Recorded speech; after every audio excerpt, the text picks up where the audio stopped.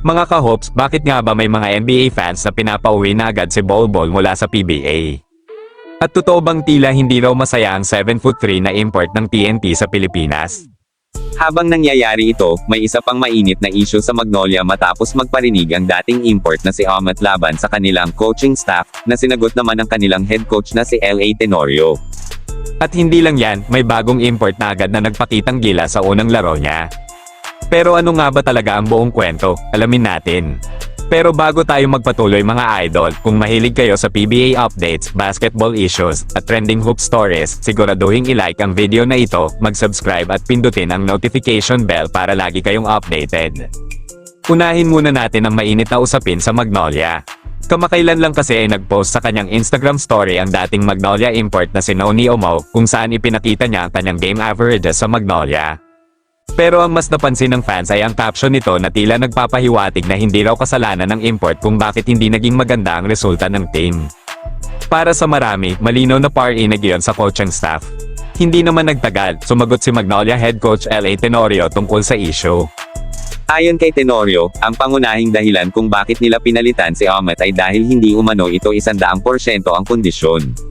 Sa katunayan, sinabi ni Tenorio na hindi nila agad alam na may problema pala sa tuhod si Omo at tila naglalaro ito ng may iniindang injury, at nang dumating na ang huling laro ni Omo, doon daw nila napansin na hindi na ito makagalaw ng maayos at hindi nila makita ang agresibong rebounder at aktibong player na nakita nila noong una nila itong scout. Ayon pa kay Tenorio, oo, nakakascore naman si Omo, pero hindi raw iyon ang hinahanap niya sa isang import. Para kay Tenorio, ang import ay dapat nakakatulong sa kabuuang sistema ng team, hindi lang sa pag-score. At dahil maikli lang ang conference, hindi na raw sila pwedeng maghintay na bumalik sa 100% ang kondisyon ni Omo. Kaya nagdesisyon ng Magnolia na palitan ito, at mukhang tama nga ang naging desisyon ng Magnolia. Matapos magsimula sa 0-3 record, agad nilang nakuha ang kanilang unang panalo nang dumating ang bagong import na si Clint Chapman. Bagamat 37 years old na si Chapman, hindi ito nagpakita ng senyales ng pagtanda sa kanyang debut. Sa kanyang unang laro pa lang sa PBA, nagtala siya ng 39 points at 15 rebounds sa panalo ng Magnolia laban sa Macau Black Bears. Malaking performance iyon na agad nagbigay ng bagong buhay sa kampanya ng Magnolia sa conference na ito. Ayon kay Tenorio, wala raw siyang personal na problema kay Omo, pero para sa kanya, si Chapman daw ang mas bagay sa timpla ng Magnolia team. Kaya ngayon, ang tanong ng fans, ito na ba ang simula ng comeback ng Magnolia sa conference na ito? Habang mainit ang usapin sa imports, may isa pang kontrobersyal na pahayag ang lumabas. Ayon sa veteranong sports journalist na si Homer Sison, kahit napakarami ng championships ni Coach Tim Cone, may mga nagsasabing mahihirapan umano ito kapag napunta sa ibang team sa PBA. Dagdag pa ng ilan, kapag daw natatalo si Cone ay minsan ay ayaw na nitong magpa-interview sa media. Dahil dito, nagkaroon ng mainit na debate sa mga fans.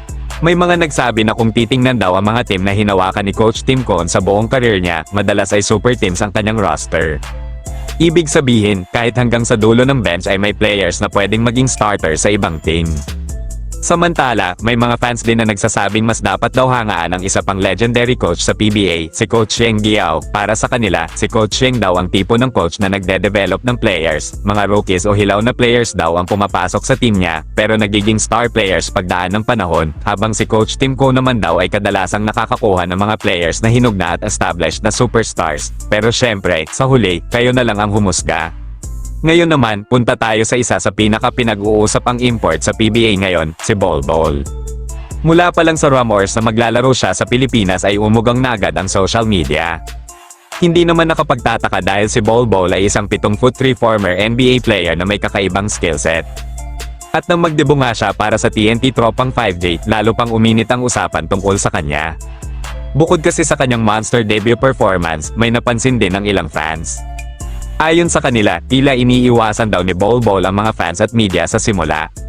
Dahil dito, may mga bumatiko sa kanya online at sinabing hindi raw maganda ang attitude niya bilang public figure, pero sa mga sumunod na laro, napansin ng marami na nagbago ang kanyang approach, mas naging approachable siya sa fans at nagsimula na rin siyang magpa-interview sa media. Ayon sa ilang observers, posibleng nakaapekto rito ang multang ipinataw ng PBA dahil sa hindi nito pagharap sa media matapos ang isang laro. At dahil kilala si Bol Bol sa NBA, umabot pa nga sa international sports media ang kanyang performance sa PBA. Isa sa mga nag-post tungkol dito ay ang kilalang American sports outlet na Bleacher Report, kung saan ipinakita ang kanyang after-game interview sa Pilipinas. Pero habang pinupuri ng iba ang kanyang performance, may ilang NBA fans na nagsabi na tila hindi raw masaya si Bol Bol sa paglalaro sa PBA. May ilan pa nga na nagsasabing dapat bumalik na lang daw siya sa NBA. Pero kung iisipin, hindi ganoon kasimple yon. Ang NBA ay pinakamataas na level ng basketball sa mundo, kung saan palaging best of the best ang hinahanap. Kung bakit wala pang kumukuha kay Bol Bol sa ngayon ay maaaring may nakita silang kulang sa kanyang game. At isa pa, malinaw na may kasunduan ng kampo ni Bol Bol at ang TNT kung bakit siya naglalaro ngayon sa Pilipinas. Sa dulo, simple lang ang dahilan, basketball is also a business. Kung may magandang offer at pagkakataon na maglaro, bakit nga naman tatanggihan iyon ng isang professional player? Kaya ngayon mga idol, maraming tanong ang naiwan sa mga fans. Tama ba ang naging desisyon ng Magnolia na palitan si Omo? Magpapatuloy kaya ang magandang laro ni Clint Chapman? At ano sa tingin ninyo, masaya ba talaga si Bol Bol sa paglalaro sa PBA o may ibang dahilan sa likod nito? I-comment ninyo ang inyong opinion sa comment section dahil gusto kong marinig ang mga pananaw ninyo at kung nagustuhan ninyo ang video na ito, huwag kalimutang i-like, i-share, at mag-subscribe sa Race Hoops Universe para sa mas marami pang PBA updates, basketball stories, at trending hoops news. Maraming salamat sa panonood mga idol at magkita-kita ulit tayo sa susunod na video dito lang sa Race Hoops Universe.